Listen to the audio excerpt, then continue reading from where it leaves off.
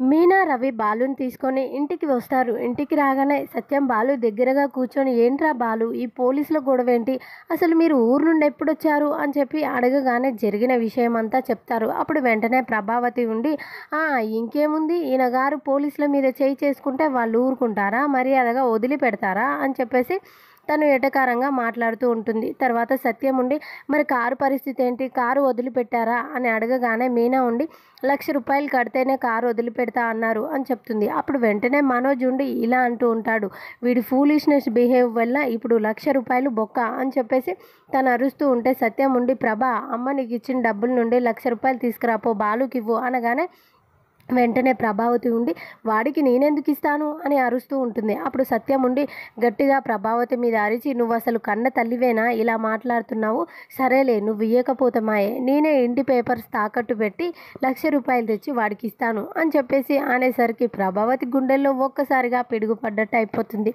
తనైతే ఆల్రెడీ ఇల్లు పేపర్స్ ఇంకా ఆ రోహిణి కోసం తాకట్టు పెట్టేసింది. ప్రభావతికి తిక్క కుదిరినట్టు అవుతుంది. మరి నిజం తెలిసిపోతుందా సత్యానికి, లేకపోతే మనోజ్ పెళ్లి కోసం తెచ్చిన డబ్బులు తీసి బాలుకి ఇస్తుందా? నెక్స్ట్ వీడియోస్ చూద్దాం.